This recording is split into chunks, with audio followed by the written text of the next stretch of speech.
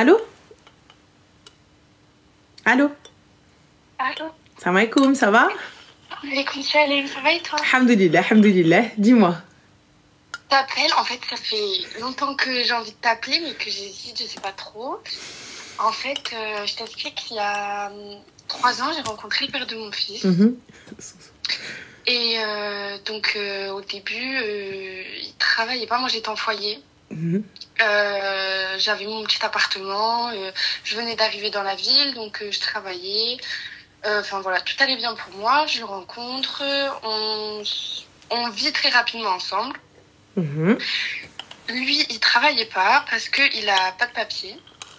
Donc moi je fais tout, il avait des éducateurs, etc. En fait, il faut savoir que lui, il a grandi avec son père et que sa mère, elle l'a abandonné. Lui et son frère. Et son père, en fait, il était alcoolique. Enfin bref, il s'occupait pas d'eux, en fait. Et en fait, moi j'ai tout fait pour l'aider à avoir ses papiers, etc. Et enfin bref, il a jamais travaillé. Rapidement, je suis tombée enceinte, enfin rapidement. 1 an et demi après, je suis tombée enceinte.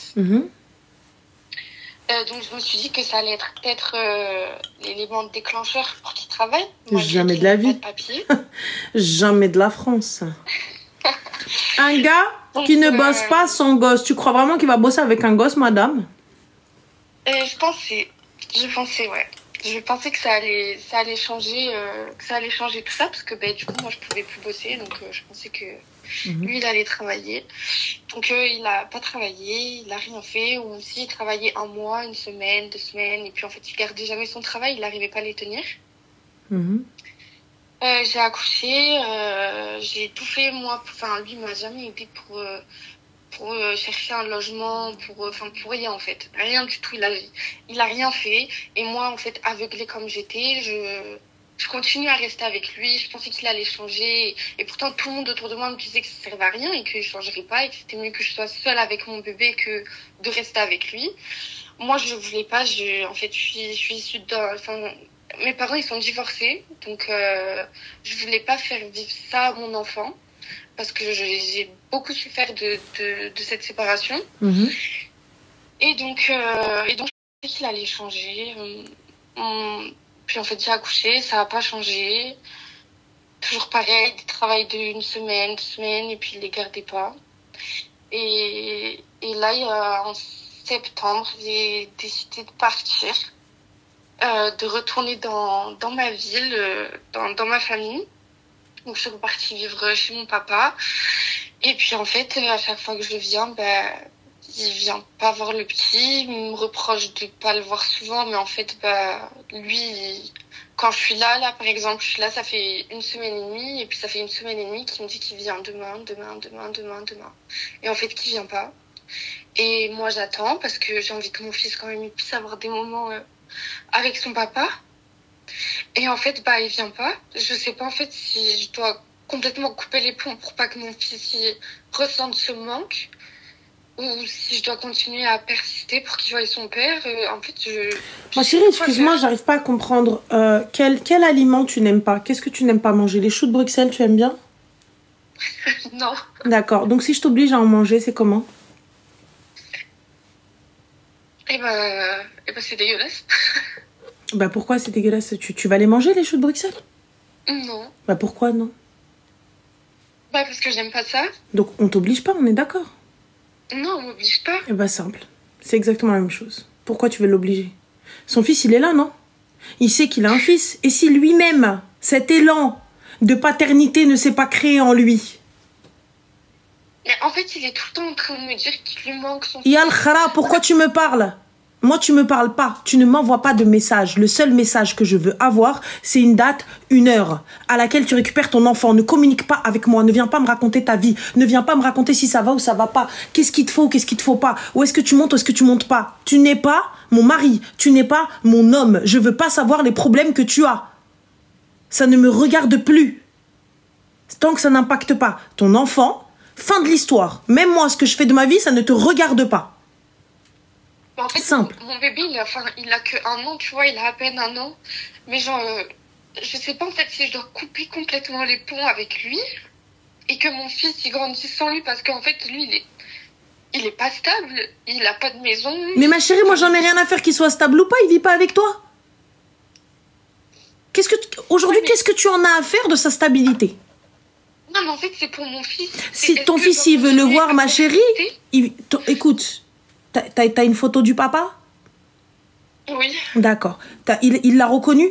Il porte le nom du papa? Oui. Parfait. Donc, le petit, il a un extrait d'acte de naissance avec le nom de son père, avec la photo de son père, avec la dernière adresse que son père a. On est d'accord? Ouais. Et toutes les informations complètes, je les mets dans une petite boîte. Quand mon bambino est grand, il me dit, il est où mon père? Je dis, ah bah, tiens. Voilà, la photo de ton père, ton acte de naissance, t'es pas un Ould Zanqa, t'es pas un enfant où on sait pas qui est ton père. Voilà, hek, tiens, il y a le nom de ton père, il y a les informations, la dernière information, c'est là où est-ce qu'il était, ils viennent de tel endroit au bled, ils viennent de tel ceci au bled, ta famille elle s'appelle tant, tes oncles ils s'appellent tant, ta tante elle s'appelle tant, tes cousins ils s'appellent tant. Il y a un autre Aoud Ali, elle va les chercher. Fin de l'histoire. Il veut son enfant, il sait où est-ce qu'il est son enfant. Fin. Il veut voir son enfant, il est là ton enfant. Allô, écoute Aould Ness, ton enfant il est là. Si tu veux venir le voir, il n'y a absolument pas de problème. Tu viens, tu m'envoies un petit message.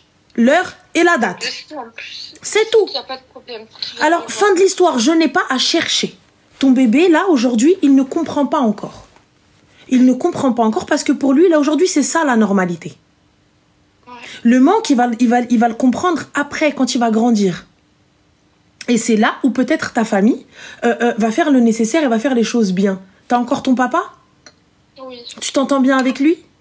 Oui, très bien. Et ben alors du coup, c'est peut-être lui qui prendra cette image un petit peu paternelle, tu vois, qui fera un peu le bonhomme de la maison. Donc il se peut qu'il n'ait pas trop de carence à ce niveau-là, puisqu'il y a papy.